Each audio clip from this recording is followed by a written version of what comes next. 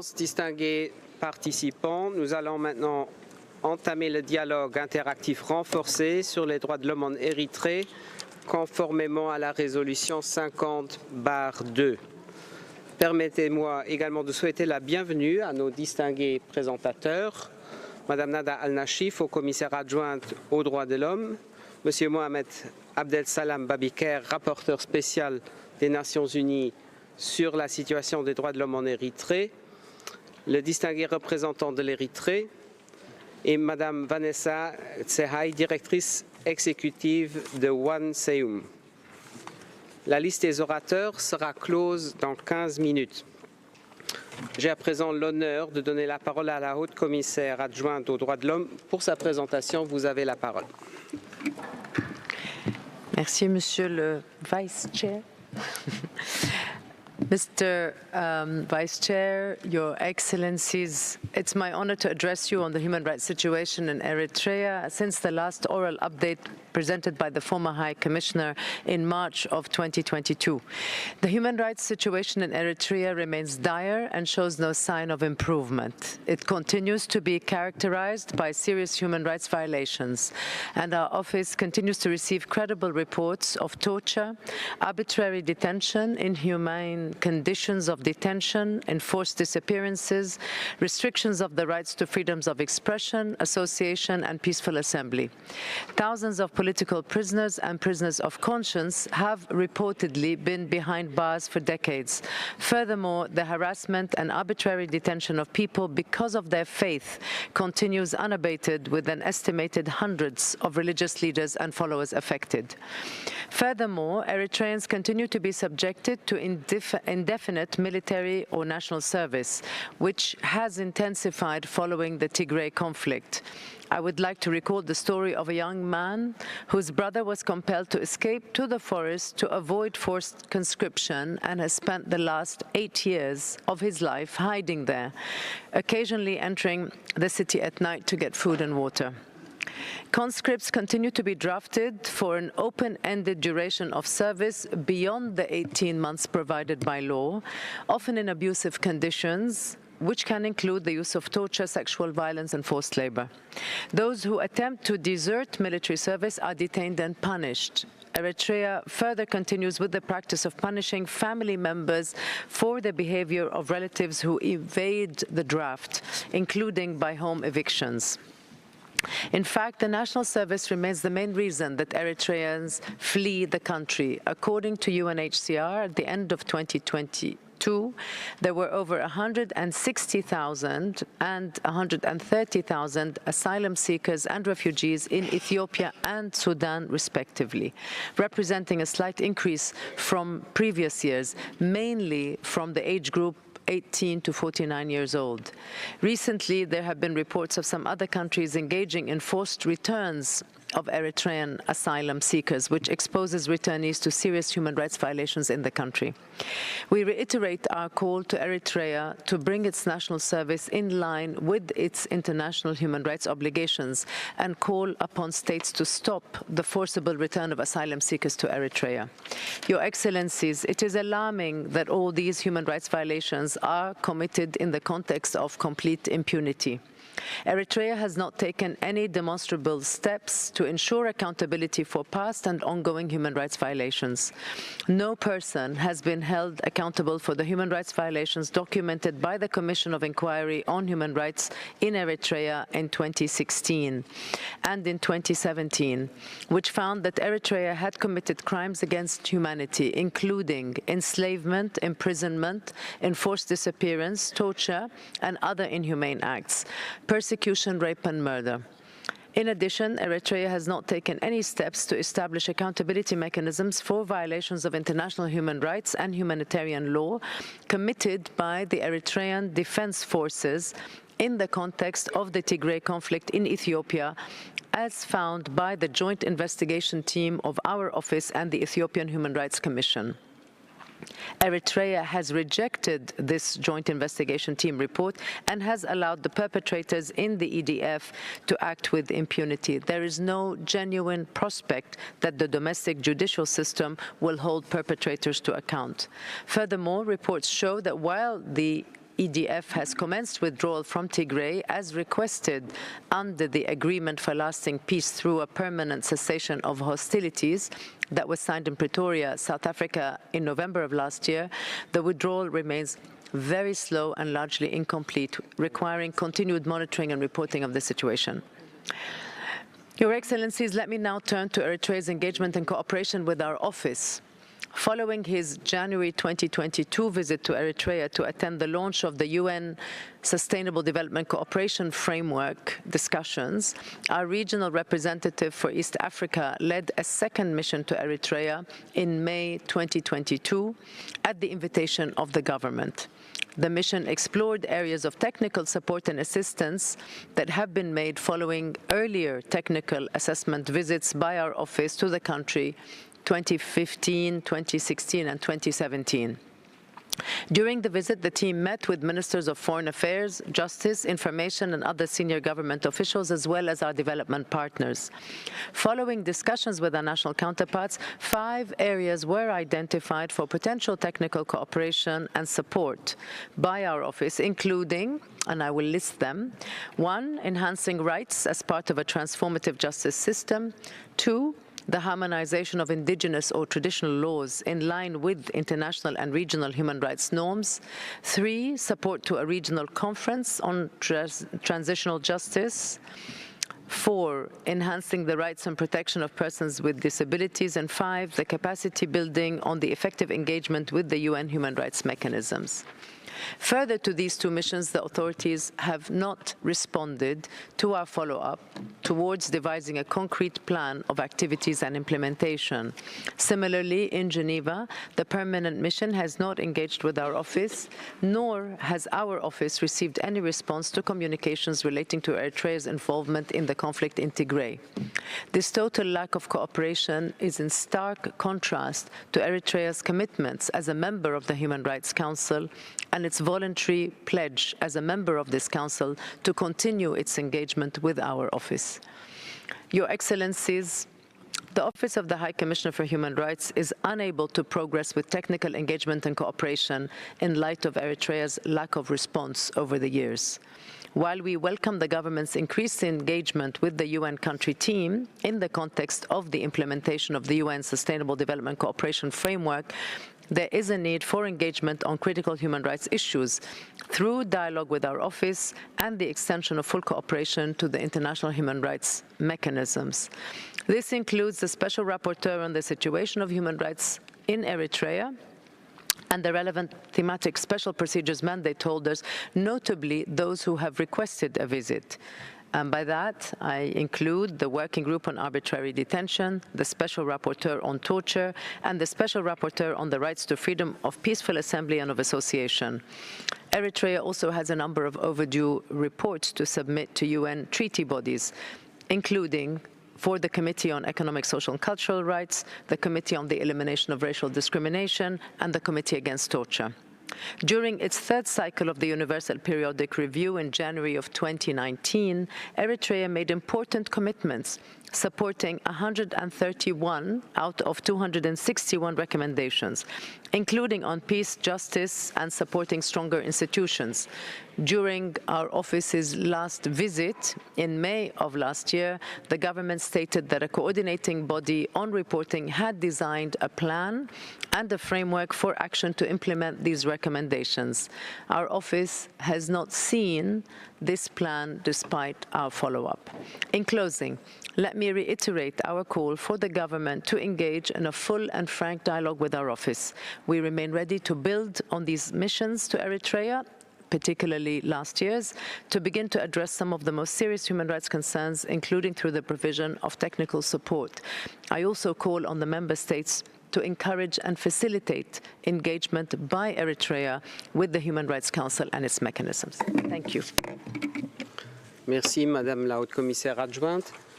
Je donne maintenant la parole à Monsieur Mohamed Abdel Salam Babiker pour sa présentation. Vous avez la parole. Thank you, Mr. Vice President. Excellencies, ladies and gentlemen, I have continued actually to monitor the human rights situation in Eritrea regrettably, there is no evidence which indicates any progress in the human rights situation in the country, despite the mandate on Eritrea has passed more than a decade, since 2012. I am gravely concerned by the situation of many Eritreans who have been arbitrarily detained and some disappeared in secret prisons for more than 2 decades. This is a matter of serious concern. I urge Eritrea to reveal the whereabouts of victims of enforced disappearance to their relatives and to develop a transparent and effective system for detainee registration. Unfortunately, there are many cases Eritreans did not acknowledge the deprivation of liberty by concealing the whereabouts of the disappeared persons and hence placing them outside the protection of the law. I would like to emphasize that no exceptional circumstances whatsoever, whether a state of war or a state of war, internal political instability, or any public emergency may be invoked as a justification for enforced disappearance. Members of the Council are also reminded of the extreme seriousness of enforced disappearance. Widespread or systematic practice of enforced disappearance constitute a crime against humanity as defined by applicable international law. Therefore, I urge this Council to exert maximum pressure on Eritrea as the member of the Human Rights Council to address the systematic and widespread disappearance of many Eritreans, spanning for many decades. As a member of the Council, Eritrea should uphold the highest standards in promotion and protection of human rights and fully cooperate with the Council. Eritrea also continued failure to cooperate with the mandate on various human rights violations, including cases of disappearance, puts the credibility and the integrity of this Council in question. Eritrea also makes no progress towards the development of a minimum institutional infrastructure to protect and to ensure respect for human rights. The country continues a lack of a rule of law, a constitution, a national assembly, and an independent judiciary, and a lack of a democratic society. Also, civic space is extremely restricted. I have also observed deterioration with regard to the persistent human rights violations linked to the system of indefinite military service. Since November 2022, I have received multiple and credible information indicating that rounds up of young people have intensified to ensure that they undergo military training and participate in international service. Witnesses have also reported to me the increased forced conscription by the military and security forces, who have been entering and searching houses for this purpose. Many families were evicted from their properties and forced to live outside their homes if they did not hand over or surrender their missing family members or relatives, while many youths are living in hiding, sometimes even living in forests, trying to escape massive conscription.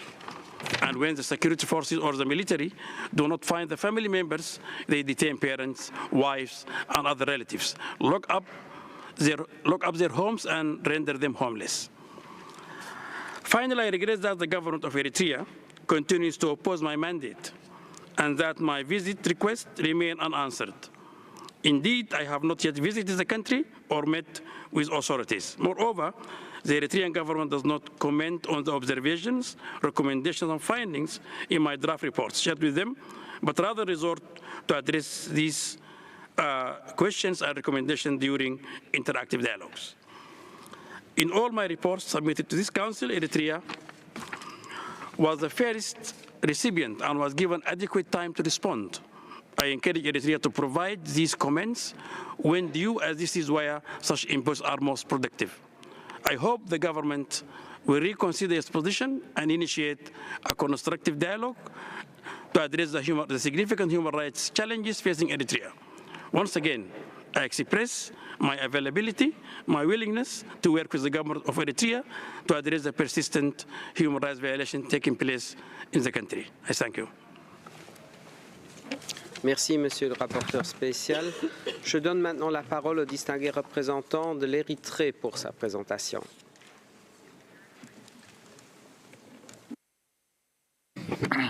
Thank you, Mr. President. I'm taking the floor as a state concern. Eritrea's development strategy is anchored on the commitment to ensure the full enjoyment of human rights and social security of all its citizens through an inclusive and participatory process of social justice. This conviction and policy commitment continues to be pursued with higher vigor in spite of unremitting external hostilities essentially aimed at undermining the inalienable rights of Eritrea for a peaceful coexistence with its neighbors in the geostrategic Horn of Africa region. The unrelenting harassment of Eritrea for more than 10 years now through the unwarranted appointment of special rapporteurs stems from and is inextricably linked with the hostile agendas of its detractors as indicated above. In this respect, it should not surprise us that this charade continues to linger in a vicious cycle from special rapporteur to a commission of inquiry, from an oral update to a written report, then from a simple interactive dialogue to an enhanced one. The sad fact is that these mandates have never been mechanisms to rectify anomalies or alleged human rights deficits exhibited by Eritrea. Their oral purpose and rationale always have been to create platforms to advance their ulterior political motives and agendas. This is indeed nothing less than weaponization of human rights in its crudest form against a developing country. As a matter of fact, the principal focus of the Special Rapporteur in the last 2 years since the TPLF launched its war of choice of insurrection in November 2020 has veered from its stipulated mandate to maliciously accuse Eritrea to serve greater agendas.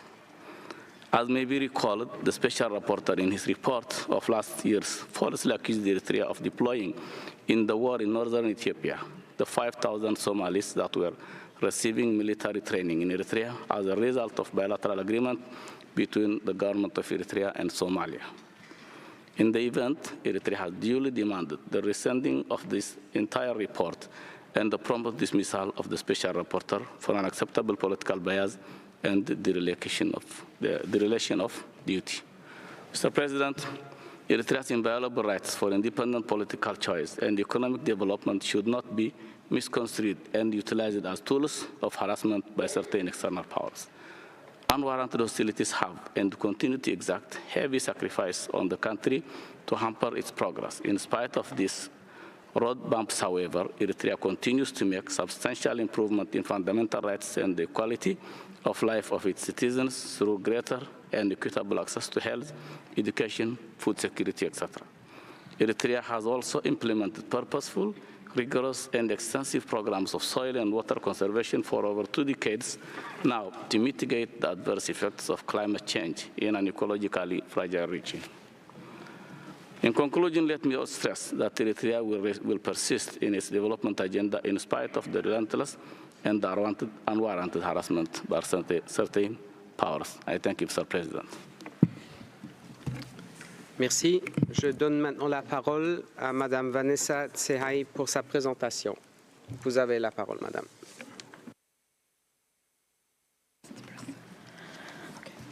Honorable Chairperson, distinguished delegates, ladies and gentlemen. My name is Vanessa Tsehai. I'm an Eritrean activist, and like most Eritreans, I am tired. In 2001, my uncle Sim Tsehai was imprisoned in Eritrea. Our family has no idea where he is or if he's still alive. We deserve answers about Sim. We are tired of waiting. But my family's suffering is just a tiny piece of the immense suffering the Eritrean people are experiencing.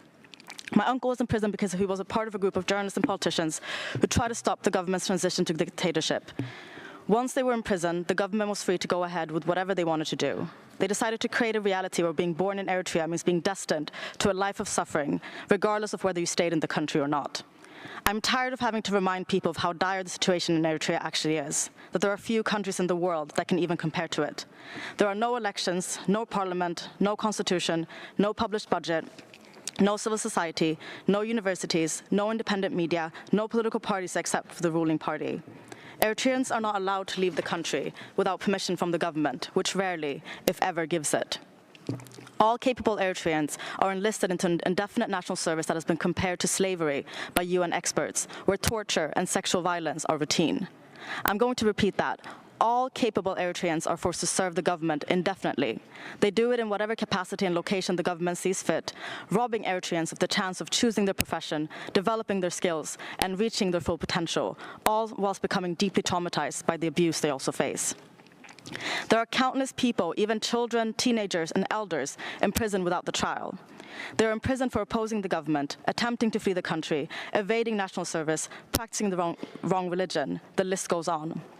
No one can visit them, no families or lawyers. Most of the time, people have no idea where their loved ones are held. Many are imprisoned indefinitely, just like my uncle. The conditions and treatment in these prisons are inhumane.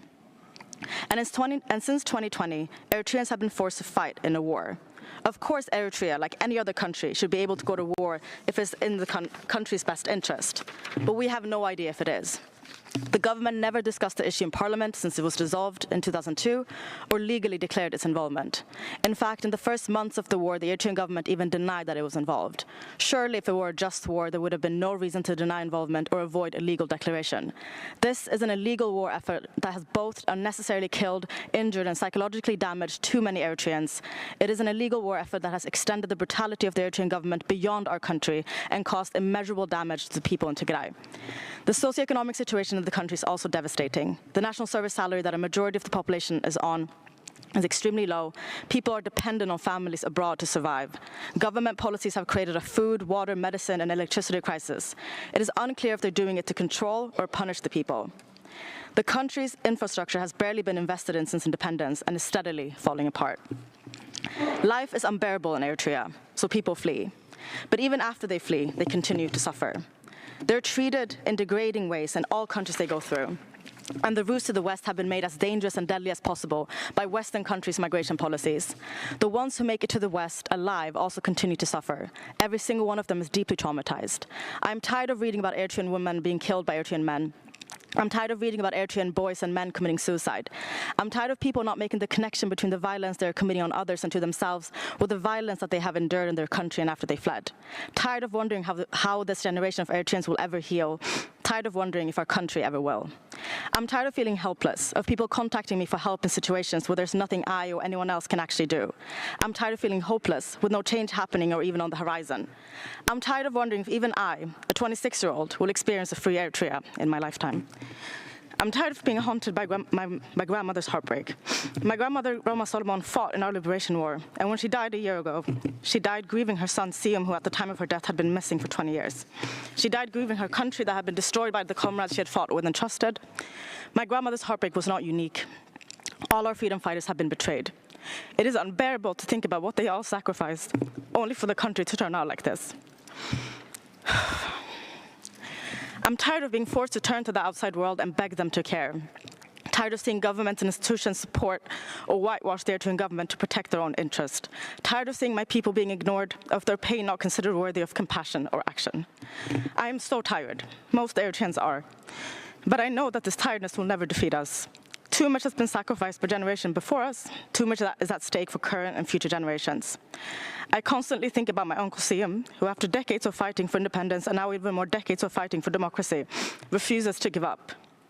A former prison guard testified that Siam, despite living under terrible conditions in prison, always kept repeating, "I did my duty, it is my responsibility, I don't care if I die here." May his courage, selflessness, and resilience inspire us all. Thank you. Merci beaucoup. Je voudrais vous informer que la liste des orateurs est à présent close. J'invite maintenant les délégations intéressées à poser des questions aux intervenants et à faire des commentaires sur leurs déclarations. Et je donne la parole aux représentants de l'Union européenne. President, the European Union thanks all speakers for their presentations. We call on Eritrea to cooperate with the mandate and to grant the Special Rapporteur full and unhindered access. The human rights situation in Eritrea requires continuous international scrutiny and monitoring. We encourage Eritrea to facilitate the visit of the Special Rapporteur or other mandate holders. The EU remains seriously concerned with the human rights situation in Eritrea. In December 2022, the Council of the EU prolonged the freeze of assets of Eritrea Eritrea's National Security Agency for serious human rights violations. We call on the government to address all human rights violations, including arbitrary detention and enforced disappearances, inhumane prison conditions, and widespread sexual and gender-based violence as reported. The EU also calls upon the government of Eritrea to uphold the right to freedom of religion or belief and to guarantee the exercise of freedom of expression and freedom of peaceful assembly and association. The oppressive environment in Eritrea has forced many to flee and seek refuge abroad. We condemn the attempts to silence dissent abroad, including by punishing family members in Eritrea. Finally, the EU calls on the government of Eritrea to complete the full withdrawal of its troops from Ethiopian territory without conditions and in an orderly fashion, and to investigate all allegations of serious violations of human rights and humanitarian law committed by Eritrean forces in northern Ethiopia. Mr. Special Rapporteur, have you got a full picture on the magnitude of the latter? How has the remaining presence of Eritrean troops in Ethiopia, pre and post ceasefire, impacted the Eritrean practice of military service of indeterminate duration for conscripts? I thank you. Merci. Je donne à présent la parole au distingué représentant du Luxembourg qui parle au nom d'un groupe d'États. Merci, Monsieur le Vice-Président. I delivered a statement on behalf of the Benelux countries, Belgium, the Netherlands and Luxembourg. We align with the EU statement and thank the Special Rapporteur and the other briefers for their updates. We are deeply concerned about the deteriorating situation of human rights in Eritrea, especially regarding the intensive forced conscription campaign. Roundups of draft evaders and reprisals against their families are allegedly continuing. We call on Eritrea immediately to end the collective punishment of relatives of those who refuse to comply and to reform its indefinite military service system. Ongoing independent reports of arbitrary arrests and detentions of children, journalists, political opponents, government officials and clergymen in overcrowded places of detention with inadequate food, water and medical care are deeply disturbing. These acts continue a clear violation of international human rights law, and Eritrea must put an immediate end to them. We also call on Eritrea immediately to withdraw all its troops from Ethiopia and to play a constructive role in the region. As a member of the Human Rights Council, Eritrea is required to observe the highest standards in the promotion and protection of human rights. We therefore call on Eritrean authorities to better and fully cooperate with UN human rights mechanisms, such as the Special Rapporteur, and to ensure full accountability, including where these violations may amount to crimes against humanity. Thank you. Merci. Je donne la parole à la distinguée représentante de la France. Merci, Monsieur le Vice-président. Je remercie tout d'abord la haute commissaire adjointe, le rapporteur spécial et la représentante de la société civile pour leur présentation. La France s'associe à la déclaration de l'Union européenne. Nous ne pouvons que regretter une fois de plus l'absence de toute amélioration tangible de la situation en Érythrée, au détriment des Érythréennes et des Érythréens, premières victimes de la répression continue des autorités. En témoigne la place qu'occupe l'Érythrée dans la plupart des classements internationaux, comme celui sur la liberté de la presse établi par Reporters sans frontières ou l'indice Mo Ibrahim sur la gouvernance en Afrique.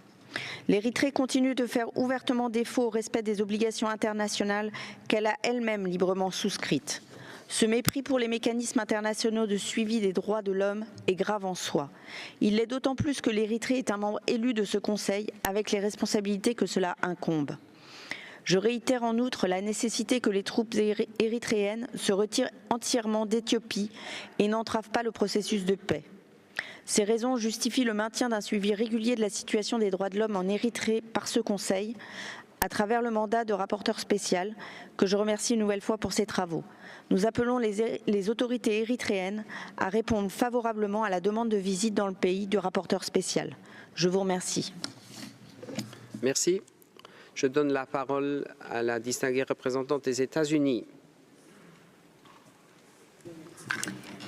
Thank you, Mr. Vice President. Thank you, High Commissioner Al-Nashif, for your alarming and moving appeal, as well as your appreciation for the cooperation with your office's most recent visit to Eritrea, despite the lack of follow-up and further cooperation by the government. Thank you, Special Rapporteur Babakar, for your sober presentation, including on enforced disappearances. And Ms. Tsehaye, I admire the courage of your emotional testimony. Eritrea should respect the ongoing peace process in Ethiopia. We call on Eritrea to meaningfully engage with the international human rights mechanisms, including investigations into reports of human rights abuses and violations of international humanitarian law by Eritrean troops, and to institute domestic accountability mechanisms. Eritrean defense forces have been implicated in serious human rights abuses, including extrajudicial killings, rape, and torture of civilians in northern Ethiopia, including the Tigray region. We also condemn Eritrea's documented human rights violations and abuses against its own citizens, including torture, arbitrary detention, and other abuses against those exercising freedoms of expression and religion or belief, and the indefinite national service system. Mr. Special Rapporteur, do you have any updates on the fate of the remaining G15 political prisoners detained in 2001? I thank you. Merci. Je donne la parole au distingué représentant de la Chine. Vous avez la parole. 副主席先生，中方赞赏厄立特里亚为促进和保护人权所做努力和取得的进展，支持厄立特里亚探索符合自身国情的发展道路。我们积极评价厄立特里亚在推动经济社会发展和加强社会保障体系，特别是保障粮食权、健康权、教育权及妇女、儿童、残疾人权利等方面取得的进展。中方坚定支持厄立特里亚维护主权独立和民族尊严，反对外部干涉和单边制裁的努力。中方一贯主张各国在人权领域开展建设性对话与合作，反对将人权问题政治化，反对未经当事国同意设立国别机制。我们呼吁人权理事会终止厄立特里亚人权状况特别报告员这一国别机制，停止干涉厄立特里亚内政的行为。谢谢副主席先生。Merci. Je donne à présent la parole au distingué représentant de la République populaire démocratique de Corée. Vous avez la parole. Thank you, Mr. Vice President. We are of the view that any debate based on prejudice and aimed at political objective is not conducive but counterproductive to the genuine promotion and protection of human rights, and therefore such practice should be discontinued. We oppose the motion and seeing no new development in Eritrea based on erroneous data and unverified allegations. It is an attempt to single out Eritrea as part of the countries which have been under special procedure mandates. The genuine willingness and preparedness of the government of Eritrea for promotion and protection of human rights and efforts to that end should be duly taken into account and further encouraged. The HRC and OHCR should avoid application of politicization, selectivity and double standards in the fields of human rights and encourage constructive dialogue and cooperation to promote understanding of the different realities and explore effective ways of the promotion and protection of human rights. I thank you. Merci. Je donne la parole au distingué représentant de la République bolivarienne de Venezuela.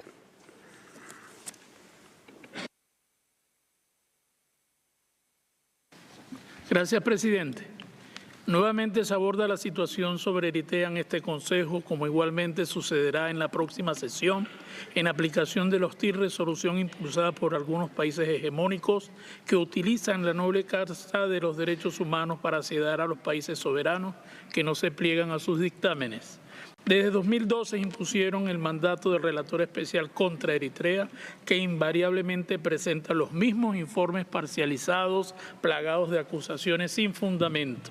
Venezuela rechaza estos mandatos creados contra los países del sur, y menos aún cuando cuentan con el apoyo del Estado, si no cuentan con el apoyo del Estado concernido, pues vulneran los sagrados principios de respeto a la soberanía y a la no injerencia en los asuntos internos de los Estados consagrados en la Carta de la ONU. Eritrea ha cooperado activamente con este Consejo, sus mecanismos y los órganos de tratados con información oportuna sobre sus esfuerzos en la protección de los derechos humanos. Debemos superar este fracasado esquema injerencista, poniendo fin a este hostil mandato que ha conducido a una década perdida y al despilfarro de los escasos recursos disponibles. Apoyemos a Eritrea en la aplicación de las recomendaciones aceptadas en su exitoso tercer EPU, que es el mecanismo más eficaz para el abordaje de la situación de los derechos humanos. Reiteramos que este Consejo debe cumplir su mandato de promover y proteger los derechos humanos con base en el diálogo genuino y la cooperación, pilares fundamentales de sus labores. Muchas gracias, señor presidente. Merci. Je donne à présent la parole au distingué représentant de Djibouti. Thank you, Chairperson. Djibouti thanks the Special Rapporteur for his oral update. My government remains committed to the peace and reconciliation dynamic in our region and believes it shall impact positively the protection and promotion of human rights as well as the upholding of humanitarian law. Djibouti takes note of the Special Rapporteur concerns, in particular the one related to the practice of prolonged incommunicado and arbitrary detentions, the lack of effective and transparent mechanisms, and appropriate monitoring mechanism to prevent torture and inhumane and degrading treatment. Hence, since the report by the Special Rapporteur regarding ill treatment of prisoners without any consideration to their human rights and basic due process, Djibouti's concern related to Djiboutian prisoners of war detained incommunicado has increased. My delegation preoccupation raised before the HRC has not been addressed by Eritrea. Indeed, we remain deeply concerned by the lack of information on the remaining Djiboutian prisoners unaccounted for and held incommunicado in Eritrean custody, and call on Eritrea to share information on their fate with relevant stakeholders, including the ICRC. Djibouti further believes that the normalization of relations between Djibouti and Eritrea, if sustained by meaningful and genuine engagement by both sides, shall contribute to solve the issue related to these prisoners of war. The Special Rapporteur, the OHCHR, and the HRC are encouraged to continue engaging positively with Eritrea in order to promote human rights of all prisoners detained in the country, and I thank you. Merci. Je donne la parole au distingué représentant du Royaume-Uni. Thank you, Mr. Vice President, and thank you to the panellists for their presentations. The UK continues to be deeply concerned about the dire state of human rights in Eritrea, which shows no signs of improving. We recall that Eritrea's policy of indefinite national service violates the human rights of its people, affecting the lives of thousands, and as the Deputy High Commissioner has said, is the primary reason so many of Eritrea's young people seek to leave the country. We also call yet again for all those in Eritrea who have been arbitrarily detained and held incommunicado, including thousands detained solely based on their religion or belief, to be released at once. Mr. Vice President, we must also mention the conflict in Ethiopia and the grave conclusions by the joint investigation of the Office of the High Commissioner and the Ethiopian Human Rights Commission that Eritrean troops had likely committed human rights abuses and violations, as well as violations of international humanitarian law and international refugee law while in Ethiopia, including against Eritrean refugees living in camps just across the border. We call on the Eritrean government to cooperate with any inquiry into these serious allegations, including any accountability or transitional justice processes arising from the Pretoria Peace Agreement. Mr. Vice President, we would like to ask the panel what, if any, further steps this Council could be taking to encourage Eritrea to abide by its human rights obligations, including to cooperate fully with this Council and with the mandate of the Special Rapporteur for Eritrea. Thank you. Merci. Je donne la parole au distingué représentant du Soudan.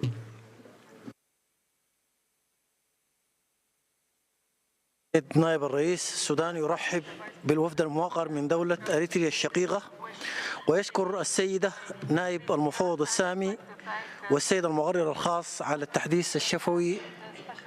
السودان يؤكد أولا على مبادئ ميثاق الأمم المتحدة والأهداف المستقرة في الميثاق التي من أجلها أنشئ مجلس حقوق الإنسان كإطار للحوار الهادف لترقية وحماية حقوق الإنسان بعيدا عن التسييس والانتقائية والمعايير المزدوجة. السودان يرحب بالجهود الجارية من قبل أريتريا الشقيقة ويشجعها على مواصلة ذلك، خاصة مجهوداتها في مجالات التنمية، حقوق الإنسان، وبصفة أخص جهودها في مجالات حقوق المرأة والأطفال وذوي الإعاقة، ويشجعها على الاستمرار في التعاون والتنسيق مع الآليات ذات الصلة. السودان يؤكد على حق أريتريا البلد المعني في تحديد احتياجاتها وأولوياتها من الدعم الفني في إطار ممارستها لحق السيادة الوطنية واستغلال قرارها السياسي. وشكرا جزيلا سيد الرئيس. Merci. Je donne la parole au distingué représentant du Soudan du Sud. Thank you, Mr. Vice President.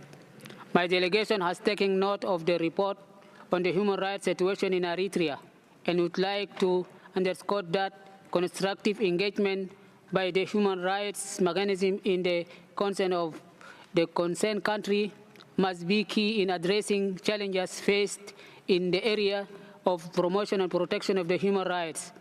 The government of Eritrea has made a great significant role in combating human rights violations, demonstrated in building institutions of accountability and a strong legal framework. Therefore, this significant progress should deserve encouragement and reward.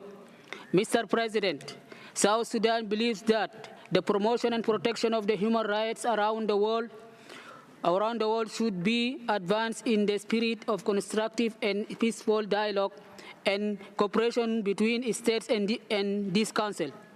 The inclusion of the so-called civil society among the panelists in this dialogue is an attempt to recognize an entity that is neither recognized by the state concerned nor by this council. I thank you. Merci. Je passe la parole au distingué représentant de l'Éthiopie. Vous avez la parole.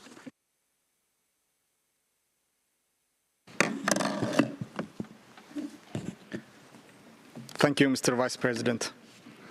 Ethiopia believes that interactive dialogues such as this one should be guided by the principles of this Council, as stated in Resolution 60/251, by ensuring universality, objectivity, and non-selectivity in the consideration of human rights issues and the elimination of double standards and politicization. My delegation listened to the comments of participants from the podium and statements of some delegations in the Council during today's interactive dialogue. The base for today's interactive dialogue, Resolution AHRC 50L19, in its paragraph 4, I quote, decides to hold an interactive dialogue on the situation of human rights in Eritrea. In Eritrea, end of quote. But today it is regrettable to notice once again some delegations' focus is far from the situation in Eritrea. It is clear at this moment that there is nothing to report or comment about. And this makes us again to question the relevance of the mandate. Ethiopia has continued to provide protection to refugees hosted in the country, including the northern part of Ethiopia. The government also strengthened its collaboration with the UNHCR and other humanitarian agencies in the provision of humanitarian assistance. However, my delegation is again concerned of the unfounded allegations and mandate manipulation in violation of the infamous resolution itself. In the conflicts in the northern part of Ethiopia do not fall within the mandate of the resolution on Eritrea.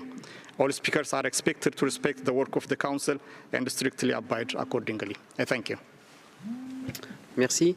Je passe la parole au distingué représentant de l'Australie. Vous avez la parole.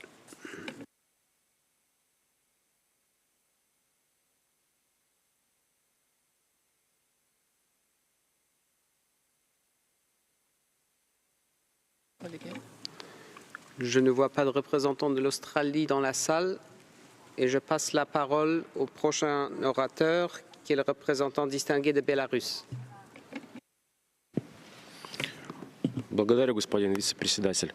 В контексте сегодняшней дискуссии хотели бы напомнить о минимальной эффективности инициатив, которые реализует Совет по правам человека без согласия и доверия со стороны правительств рассматриваемых стран. Такие резолюции и мандаты, продвигаемые в пику конструктивному диалогу, используются как инструмент прямого давления. О реальном сотрудничестве для укрепления прав человека на местах в таком случае сложно говорить. Однако именно эта цель должна быть приоритетной для Совета. Беларусь последовательно выступает против страновых мандатов. Сотрудничество по правам человека должно строиться на уважительном диалоге и содействии правительствам для реального поощрения и продвижения прав человека. Призываем Совет к поиску консенсуса и отказу от давления с использованием механизмов, доказавших свою неэффективность, к уважительному диалогу с правительством Эритреи. Благодарю за внимание.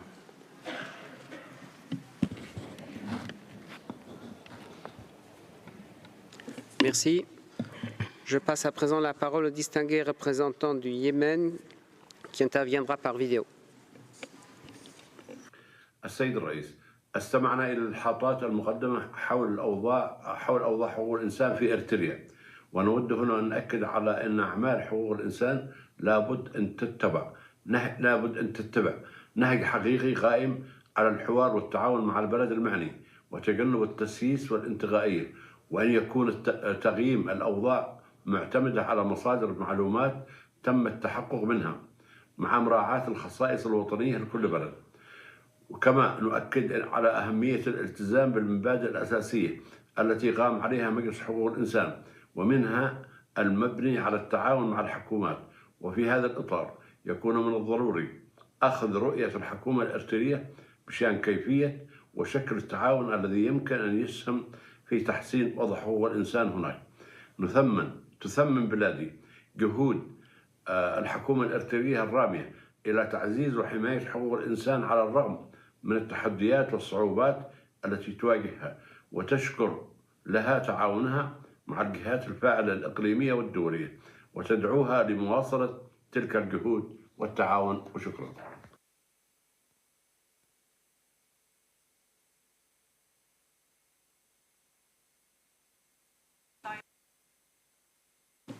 Merci. Et je passe la parole au distingué représentant de la République arabe syrienne. Vous avez la parole. شكرا سيد نائب الرئيس. تكرر الجمهورية العربية السورية رفضها لإنشاء ولايات تدعي معالجة حقوق الإنسان في دولة محددة دون موافقة حكومتها. هذه الولايات منشأة بالأصل من أجل تلبية أغراض سياسية محددة لدول معروفة ولا تخدم أصلا أوضاع حقوق الإنسان، علاوة على كونها غير توافقية وصدامية بطبيعتها، ما يتناقض مع روح والقرارات ذات الصلة بعمل مجلس حقوق الإنسان. وتدين سوريا دفع بعض الدول لجعل البند الثاني عبارة عن بند رابع آخر، وذلك من خلال الزج بشكل أكبر بالآليات المعنية بدول بعينها وبتكثيف ما يسمى بالحوارات التفاعلية المعززة بحجة معالجة أوضاع حقوق الإنسان. وتثني سوريا على الجهود التي تبذلها إريتريا لحماية وتعزيز حقوق الإنسان على الصعيد الوطني، بما في ذلك في سياق تنفيذ توصيات آلية المراجعة الدورية الشاملة، وتؤكد على أن هذه الآلية تمثل روح التعاون والحوار البناء المطلوبة لتعزيز حالة حقوق الإنسان عالميا من خلال الحوار البناء والانخراط التام للدولة المعنية. شكرا سيد نائب الرئيس. Merci. Je passe la parole au distingué représentant de la République islamique d'Iran. Thank you, Mr. Vice President. Respecting for sovereignty, independence, and territorial integrity of states and non-interference in internal affairs of sovereign states are cornerstone of international law and must be respected in all multilateral platforms. In this regard, the Islamic Republic of Iran is of the view that the establishment of the country-specific mandate without the consent of the state concerned is counterproductive and undermines the cooperation and dialogue among states. Mr. President, the Eritrean government's positive steps and efforts to promote and protect human rights, despite the challenges and difficulties it faces, should be recognized. In this regard, we welcome the positive justice system reform initiatives underway in Eritrea, especially the finalization of the new criminal procedure law that increases compliance with relevant international human rights standards. We also noted the Eritrean UN Sustainable Development Cooperation Framework that will provide further opportunities for promotion and protection of human rights. I thank you, Mr. Vice President.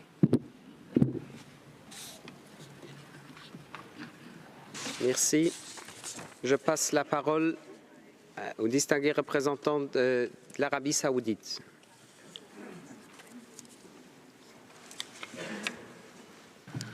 شكرا سيد نائب الرئيس.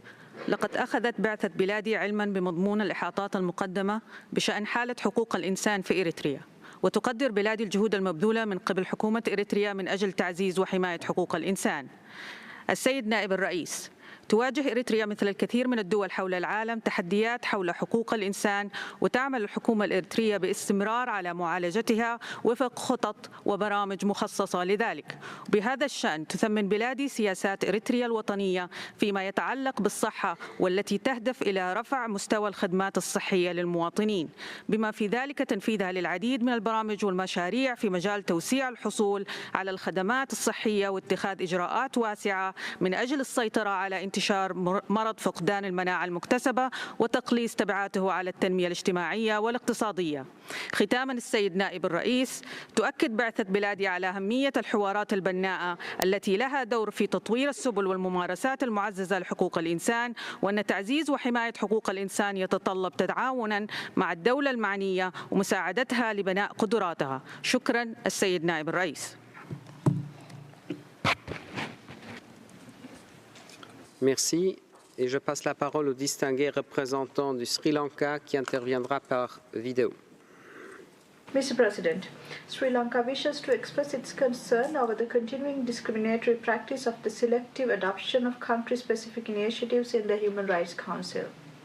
Sri Lanka opposes mandates of this council that do not enjoy the consent of the country concerned. These are confrontational and counterproductive and run counter to the core principles in the General Assembly Resolution 60/251 and the IB package. We wish to reiterate in this regard our principled position that principles of sovereign equality, respect for territorial integrity, and non-interference should guide the work of this Council, and that human rights issues must be addressed through genuine dialogue. We note Eritrea's continuous engagement with this Council and the UN system. We encourage this Council to engage in a positive dialogue with the government of Eritrea and support the efforts of Eritrea to improve human rights standards in the country.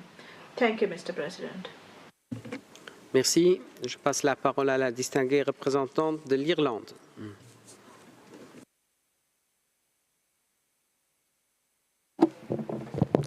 Ireland aligns with the statement of the EU and thanks all speakers for their updates.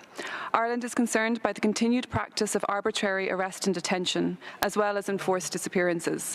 While welcoming the release of some detainees, we urge Eritrea to immediately and unconditionally release all those who continue to be arbitrarily detained, some for decades, including religious leaders, human rights defenders, political figures, and forcefully returned refugees. We remind Eritrea of its human rights obligations in relation to military service and call on Eritrea to refrain from using collective punishment against family members to punish or coerce those who absconded military service. While we note the commencement of a new framework for sustainable development cooperation between Eritrea and the UN, we appeal to Eritrea to build on this engagement on strengthening social and economic rights and enhance engagement with UN human rights mechanisms, including the Special Rapporteur.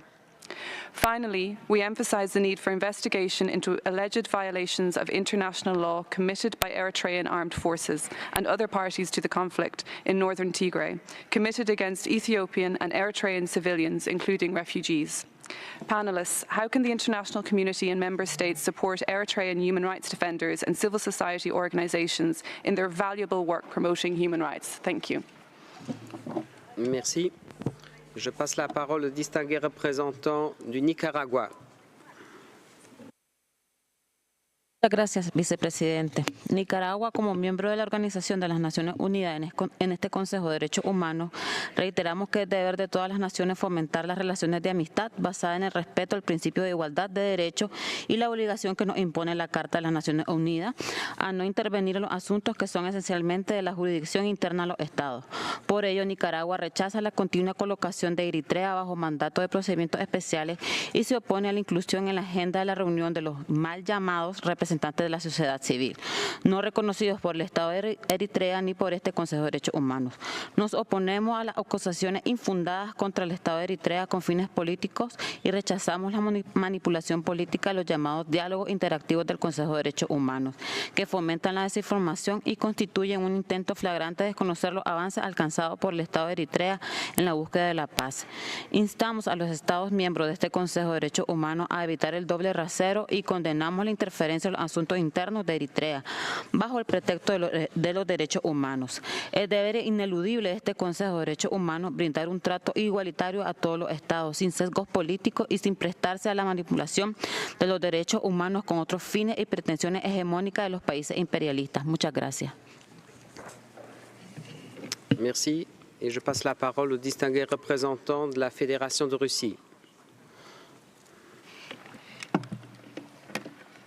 Господин вице-председатель, Российская Федерация выступает против политизированного рассмотрения Советом ситуации в Эритрее. Учреждение в рамках СПЧ механизмов, не пользующихся поддержкой затрагиваемой стороны, не улучшит правозащитную ситуацию на местах. Отмечаем, что в Эритрее продолжает сохраняться сложная социально-экономическая обстановка. В этих условиях позитивно оцениваем договоренности политического руководства Эритреи и Эфиопии о постепенном выводе с эфиопской территории эритрейских подразделений, принимавших участие в военной операции по восстановлению конституционного порядка в регионе Тиграй. В то же время считаем контрпродуктивным кампанию коллективного Запада по оказанию внешнеполитического давления на Эритрею, в том числе используя для этого механизмы СПЧ. Одновременно решительно осуждаем незаконное введение односторонних санкций США в отношении Эритреи. Осуждаем неприкрытую ангажированность спецдокладчика по Эритрее. В частности, в своем докладе к 50-й сессии Совета господин Бабикер приветствовал введение санкций, которые негативно воздействуют на осуществление прав человека. Со своей стороны намерены продолжать оказывать Эритрее содействие в поэтапном улучшении ситуации в социально-экономической, образовательной и гуманитарной областях. Благодарю за внимание. Merci. Je donne la parole au distingué représentant de Cuba.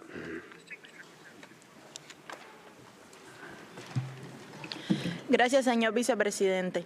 La resolución que mandata la realización de este diálogo no goza de consenso ni de la aceptación del país concernido. En contraposición a la politización, la selectividad y los dobles raseros en el tratamiento de los derechos humanos, la cooperación, el diálogo y el intercambio respetuoso entre los países sobre la base de los principios y propósitos de la Carta de las Naciones Unidas constituyen el camino más efectivo para la promoción y protección de los derechos humanos. Estamos firmemente convencidos de que esas deberían ser las vías para que este Consejo aborde cuestiones que suscitan la preocupación de la comunidad internacional o que pueden constituir retos para uno o varios países en materia de promoción y protección de los derechos humanos. Señor vicepresidente, para finalizar, reiteramos que este Consejo no debe renunciar a explorar y promover la cooperación y el diálogo constructivo y respetuoso con Eritrea. Muchas gracias. Merci. Nous allons maintenant passer à notre liste d'orateurs pour les institutions nationales des droits de l'homme et les organisations de la société civile. Et je donne la parole au représentant de Christian Solidarity Worldwide. Thank you, Mr. Vice President. CSW thanks the Madam Deputy High Commissioner, Special Rapporteur and panellists. The Eritrean government continues to violate the rights of citizens comprehensively, including their right to freedom of religion or belief. A campaign of arrests targeting evangelical Christians has continued since 2002. In September 2022, 150 were arrested in Asmara, 98 of whom remain in Myswara prison. In January, 44 were arrested in Asmara and detained in Myswara. At least 44 Orthodox clergy from 4 monasteries and numerous deacons were detained in April 2022 for supporting Patriarch Antonius.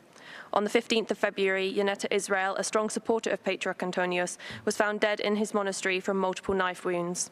Forced conscription continues, with families of absconders deemed guilty by association, rendered homeless and often detained.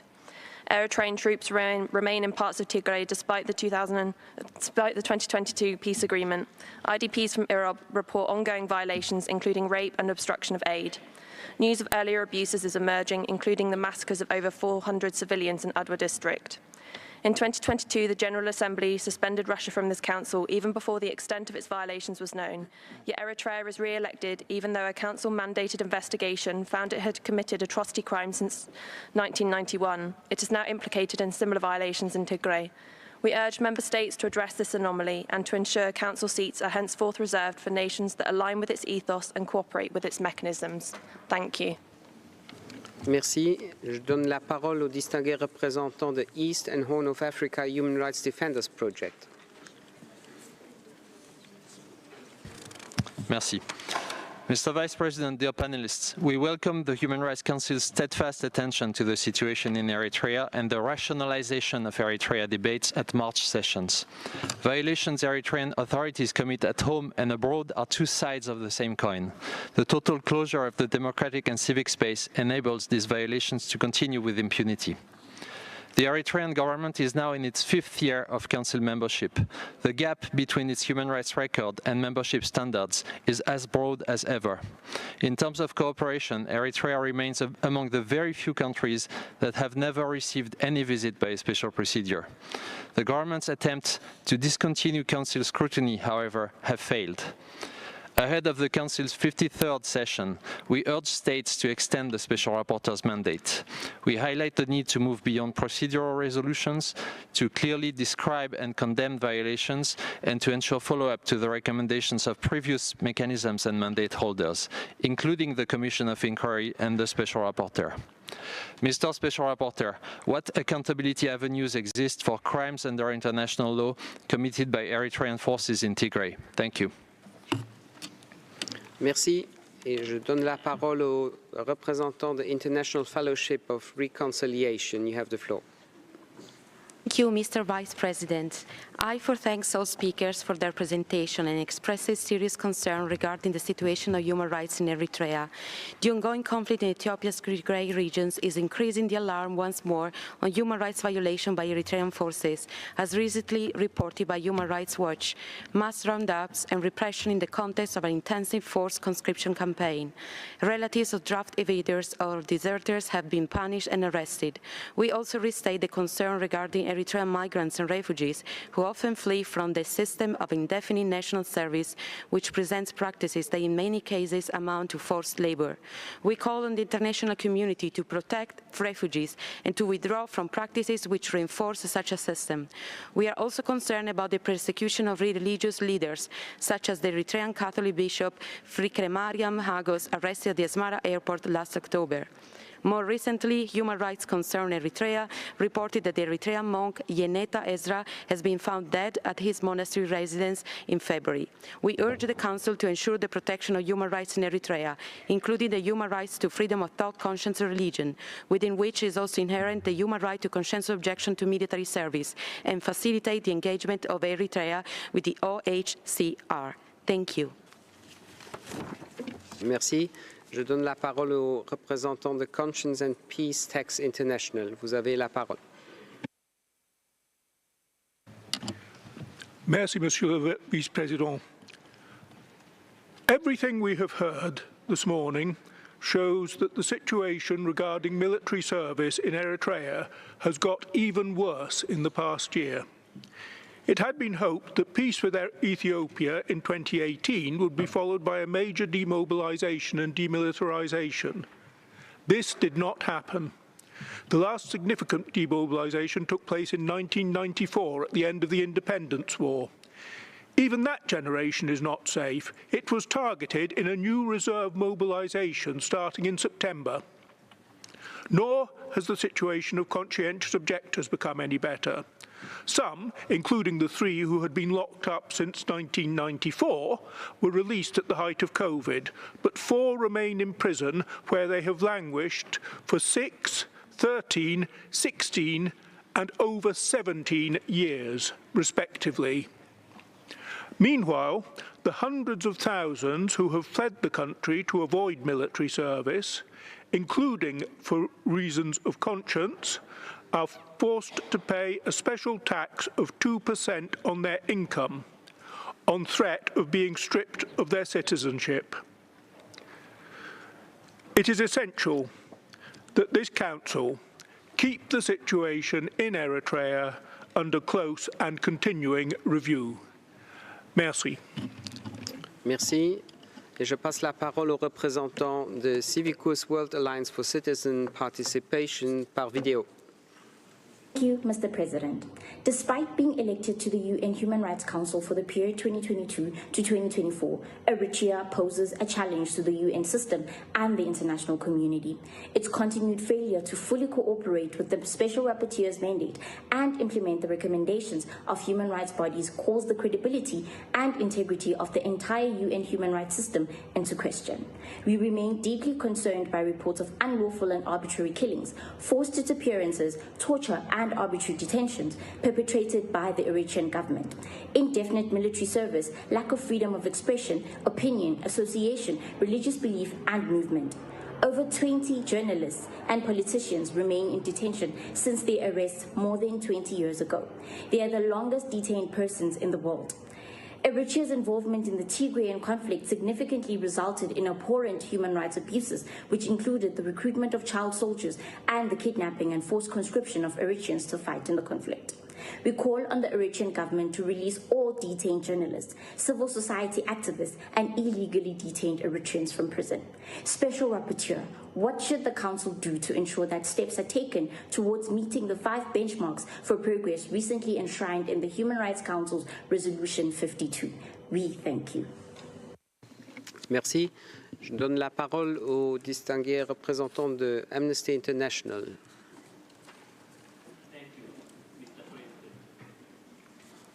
We express our continuing concern on the human rights situation in Eritrea. For many years, the Eritrean government has shielded itself from international scrutiny for human rights violations by preventing access to independent human rights monitors, not cooperating with UN human rights mechanisms, and imposing high levels of censorship in the country. We are particularly concerned by the indefinite compulsory military training and service in the country and its human rights impact, especially on children. Many of these conscripts were forced to fight in the Tigray region in Ethiopia. To this day, their families have not received any official information regarding the whereabouts or fate of their loved ones. We also recall our findings and those of the Special Rapporteur that there is mounting evidence implicating Eritrean forces in perpetrating human rights violations in the Tigray region. Despite this, Eritrea's president, Isaias Afwerki, continues to dismiss allegations of human rights violations as a fantasy, which suggests that his government has no intention to investigate these allegations and hold perpetrators accountable. Thank you, Mr. President. Merci. Et je donne la parole à la représentante de Human Rights Watch. Vous avez la parole. Thank you.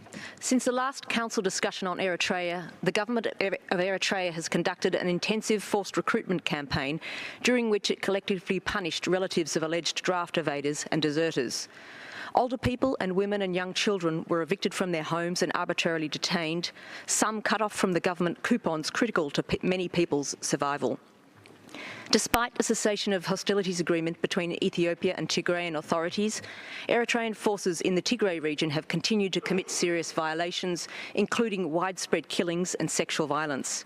To date, Eritrea has not publicly acknowledged abuses that its forces have committed, let alone whether these egregious crimes will be investigated and prosecuted. Inside Eritrea, authorities continue to detain individuals incommunicado and indefinitely, some for decades. Last December marked 10 years since the enforced disappearance of Siham Ali, detained by the authorities since the age of 15. The authorities also continue to detain people purely because of their religious beliefs. 3 Catholic priests, including one of the country's bishops, who has called for peace in Tigray, were arbitrarily detained for over 2 months in late 2022. Eritrea's membership of the Human Rights Council has not led Eritrean authorities to observe greater respect for human rights law, nor to implement key recommendations made by this council, making a mockery of the council's membership. Scrutiny on Eritrea remains essential. I thank you. Merci. Et je donne la parole au représentant de la International Bar Association. The IBS Human Rights Institute, the IBARI, welcomes this opportunity to engage in this enhanced interactive dialogue on human rights in Eritrea. The IBARI is concerned about reports of rape and sexual violence in Ethiopia, which continue despite the peace deal signed in November 2022. According to the data from the Tigray Health Bureau in November and December 2022, 852 cases of rape and sexual violence were reported by survivors. Recent investigations showed that most of these assaults in Tigray were committed by Eritrean troops. For example, only 2 weeks ago, a woman referred to as Lite, who survived rape in northeast Tigray, testified that she was raped twice. She was left unconscious for a long time after the attack. Reportedly, on the day of the peace deal, Lite was assaulted as she was rushing to help another woman subjected to this horrific crime. Another woman referred to as Adiyama said that she was sexually assaulted in January 2023. And the list goes on. Over the recent years, many of these human rights violations were largely hidden because of communications and internet blackouts. Now journalists are not being given government permissions to travel to Tigray and to do their work on reporting human rights violations. The IBARI calls for independent investigations of the issue of rape and sexual violence in the region. All cases of rape and sexual violence must be duly investigated and perpetrators brought to justice. State and international actors to provide assistance to survivors, including for the physical and mental injuries sustained, and journalists to be allowed to Tigray to be able to report on the situation. I thank you. Merci beaucoup. Je donne à présent la parole à Madame Vanessa Tsai. Thank you, and thank you to all the panelists and all of the states that have given their statements and the NGOs. I want to start off by saying that I see the point people make about the double standards. There are many human rights crimes in countries that are being ignored by this council, but I don't see that as an excuse to ignore the places where we also have evidence. If anything, that should just encourage us to expand the work of the council to look into more countries. I know that it's just an excuse used by countries to allow them to continue doing what they want to their people, similar to how the Eritrean government used to complain about human rights abuses in Ethiopia when it served their interest, and now are supporting the government in Ethiopia when it serves their interests. It's just an excuse used to allow them to continue to abuse their own people. We come here because we have no other choice. I wish I was having these conversations in Asmara amongst my government, amongst civil society, journalists, but we don't have that in our country, and we haven't had that in the past 22 years. We come here because this is our only option. We want better for our people. I hate the fact that I have a privileged life because I was lucky enough to be born outside of the country, and I hate the fact that my cousins who were born in the country are destined to a life of suffering simply because of the destiny of where we were born. And I will continue to come to any platform, any opportunity to continue to advocate for my people for as long as the Eritrean government will ignore us at home and abroad. Thank you. Merci beaucoup. Et je passe la parole au distingué représentant de l'Érythrée. Thank you so much for the questions. I would like to thank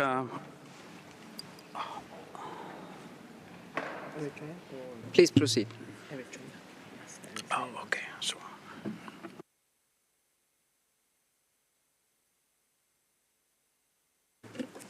Eritrea, you have the floor, please. Thank you, Mr. Vice President. I first of all would like to thank you for giving me the floor for some concluding remarks. I intentionally stepped up to what's really happening and to simply ignore the fact that it has been already there, that we have been criticized for mobilizing our society to self-defense. And it was with surprise that some of the people who were taking the floor have already took the floor to ask Eritrea to simply surrender in front of a massive deployment from the Tigray region. Anyway, it is something that we need to reflect also. So, and one important thing that I have to reflect on is the High Commissioner's report. And despite many letters from the Minister of Foreign Affairs, including his on special rapporteur's invitation, we have never had a response from the office, and these are something that I have to take maybe further discussions with the office, because we have written several letters from the Minister of Foreign Affairs to the office because of some violations of conducts on the part of the special rapporteur, on the part of some special rapporteurs also. And there was also an invitation to some special rapporteurs that have never had a response. We have never got any response on these issues. We have invited some special rapporteurs, thematic special rapporteurs, like in other country, but we have never had the response on that one. I thank you so much, and we will still remain on our liberty to respond to those allegations, which are very serious, that also undermine the mere existence of the country and many political issues that were raised on the floor. Thank you so much. Merci. Je passe la parole à Monsieur le représentant spécial Mohamed Abdasalam Babeker. Thank you. Let me just start with the last comment of His Excellency from his ambassador from the Eritrean government. Actually, I made many requests to visit the country, and I hope that Eritrea will really engage constructively with my mandate. Since I started in 2020, I tried hard to engage with Eritrea, but I never received any response. Also, as I mentioned in my statement, each time when I submit my report, before I submit it, I ask Eritrea for comments in order to rectify any issues, in order also to give it the right of reply. But Eritrea never actually responded to my requests. Regarding some questions from the EU delegation related to the impact of the military service in Eritrea,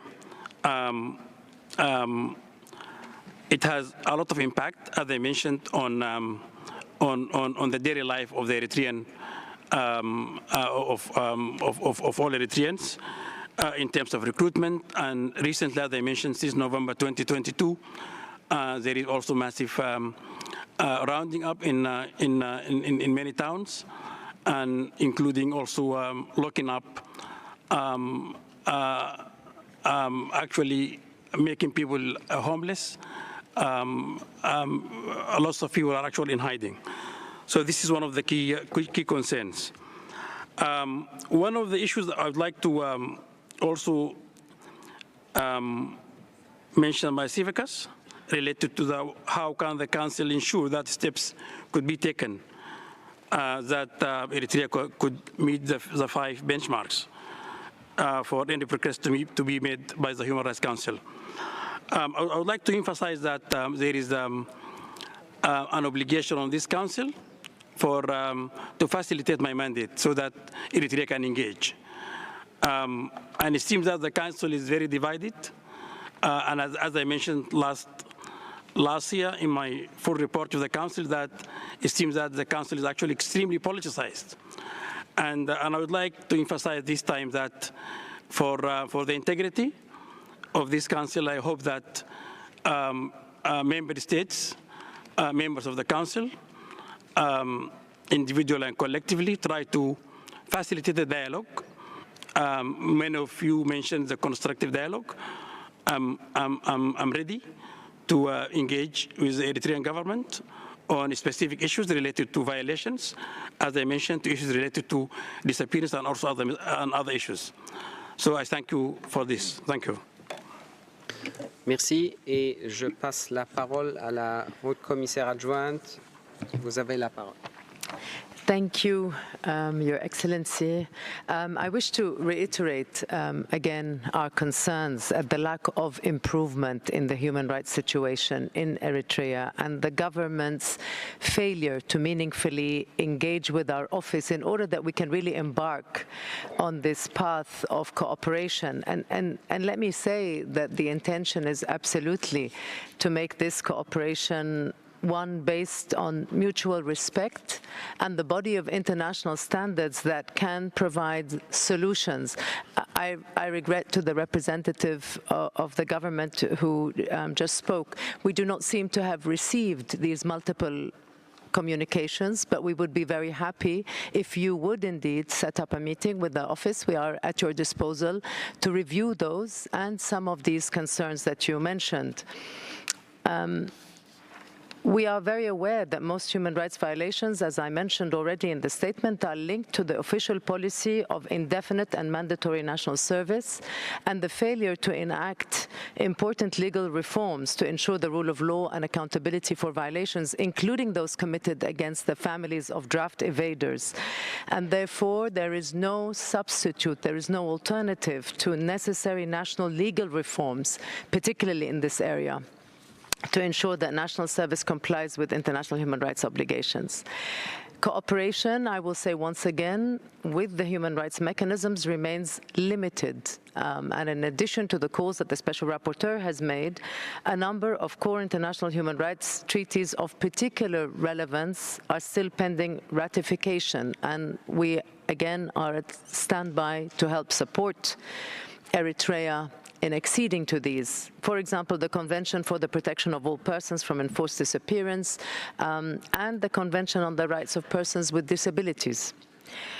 And while I thank the Eritrean authorities for their cooperation in facilitating the 2 key visits by our office that took place last year, I deeply regret the abject lack of progress, particularly based on what we had hoped would be progress in light of the visits between 2015 and 2017.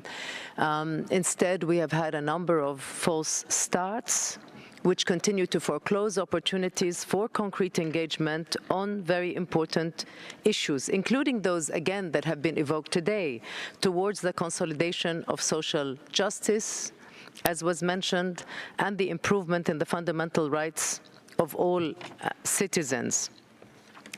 And I therefore reach out once again with our call to Eritrea to begin to tangibly address the various human rights challenges that it is facing, including by seeking this relevant technical support, as Eritrea pledged to do when it sought re-election to the Human Rights Council in 2021.